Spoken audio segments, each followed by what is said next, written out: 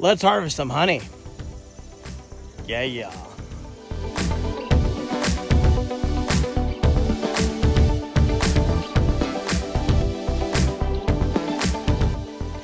Okay, folks, so I harvested one hive there, opening up another one. Here is a really good example of sourwood honey. See how nice and clear it is and light colored honey. So this is definitely sourwood, and it only grows in the mountains of North Carolina, Georgia, and Tennessee. So sourwood is a very regional honey, kind of a rare honey. Some people say that it's some of the best honey in America, maybe the world. But this video is not about sourwood honey. It's about figuring out what kind of honey you have at your apiary. So let's get down to business.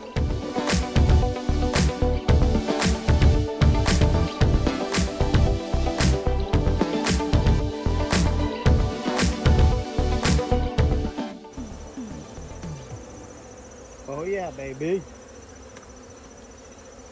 Woo. Still getting stung even through the gloves every now and then. This is a big mama. Check out this chunk, people. That's a chunky one. And this did have 10 frames in it, but sometimes they make them chunky.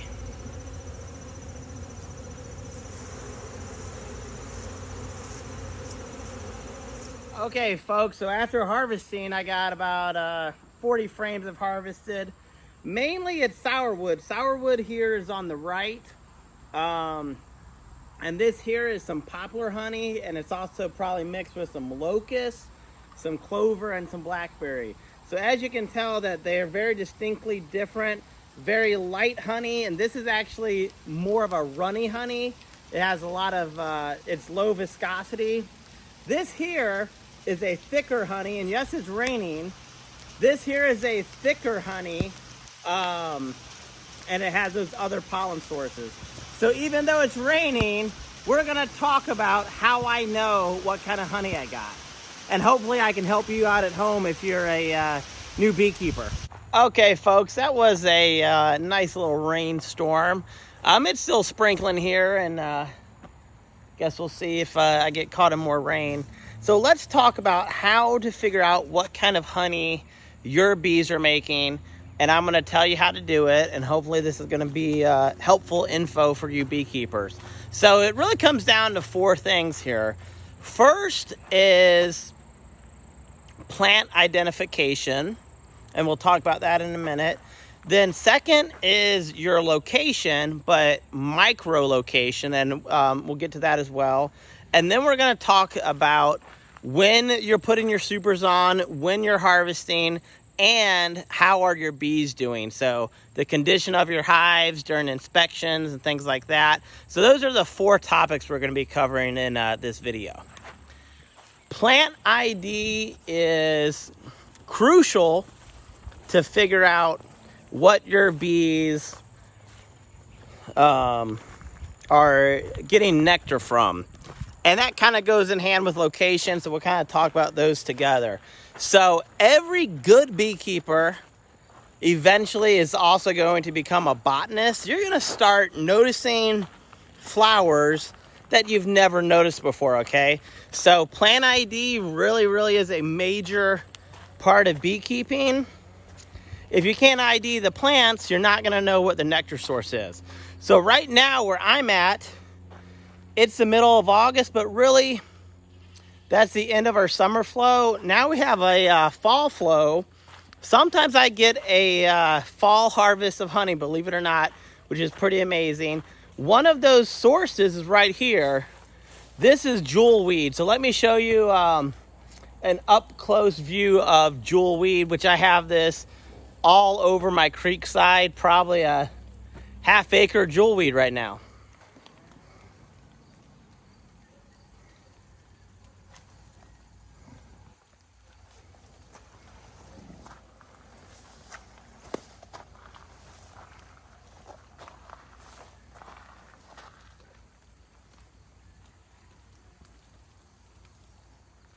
Now, normally, you would see a lot of pollinators on this, native pollinators, hummingbirds, my honeybees as well.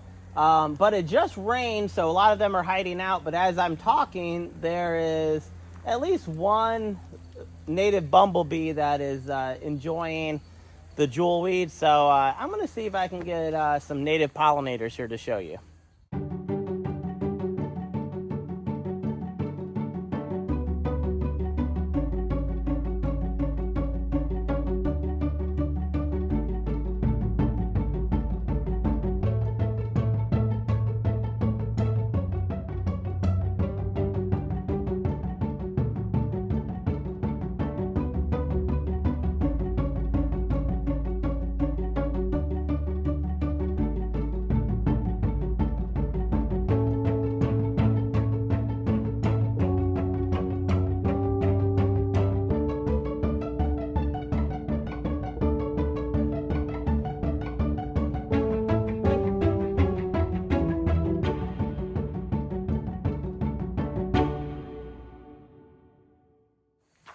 So in the fall, and it's not quite fall yet, I have jewelweed all up and down my creek side here.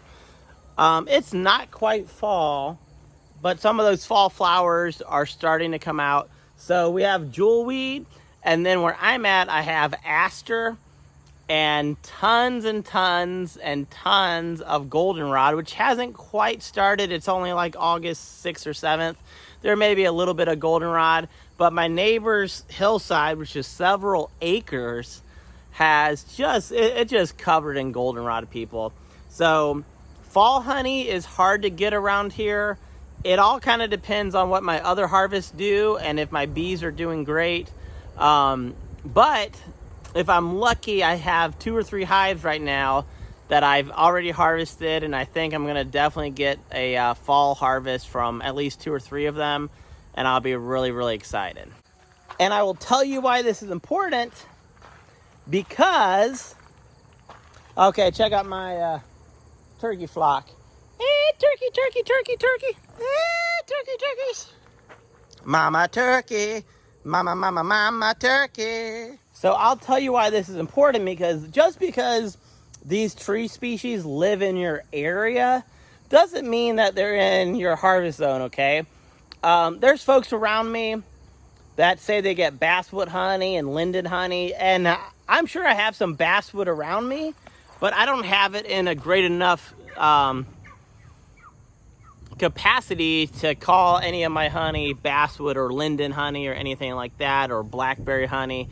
Now, I do have lots and lots of tulip poplar, and I do have lots and lots of locusts. So I know those are my honey sources because I see my bees going to those trees, okay? So sometimes it's tough to see your bees because these trees are tall. It's hard to actually see them. Sourwood, again, I see my bees harvesting sourwood. In the fall, I see my bees all over goldenrod, so I know I get goldenrod honey. So you don't want to just take a local beekeeper's word that, hey, this is where, or this is the type of trees in our area. Yeah, that's true, but they may not be in your area, your micro location, right? I'm in a unique area too, because I'm at about 3,000 feet, and the plants are different than at 4,000 feet, and they're different if I go down the mountain to 2,000 feet, right?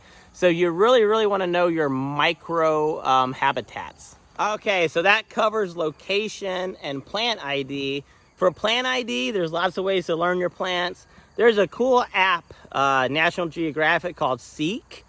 And I know a lot of plants already, but I use this app. It always helps me verify stuff if I'm not sure about it, and it's fun. So I would check out that Seek app by National Geographic. Okay, so the final two is supering and knowing the status of your hives, okay? So with supering, that kind of goes in hand with knowing your plants, because not just knowing your plants, you need to know when they bloom, people, because there's about 150 acres of forest behind me, and there's lots of different trees, and they bloom at different times. You got to know the bloom season of your plants So what I would do if you're thinking about getting into beekeeping, start making a bloom calendar and start figuring out when does stuff bloom. You can look this stuff up on Google too, but you want to make sure those plants are in your area, right? Because if they're not in your micro zone of a 3-mile radius, then your bees aren't going to have access to them, right? So knowing when your blooms are happening is going to be important to know when to put your supers on, right? So I put my supers on right before tulip poplar, and then I harvest, and then I put them on right before sourwood. And actually sourwood, I normally wait until I see sourwood blooms because they're really easy to spot because they're the only thing blooming on our hills. So you want to super for the right time, okay? You want to also harvest before another bloom is happening, another nectar flow, right? The last thing I'm going to talk about is knowing the state of your hives, because if your hive is still developing and growing, you may not get a harvest, right? I've heard of people not getting a harvest from their bees for 3 years, you know? It happens.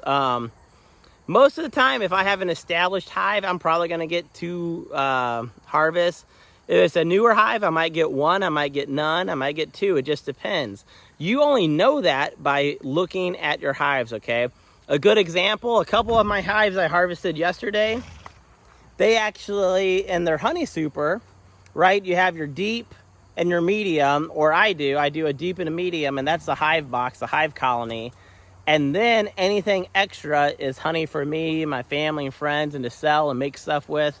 Some of my smaller hives, my newer hives, had a few frames of poplar, and then they had sourwood in that top box, all right?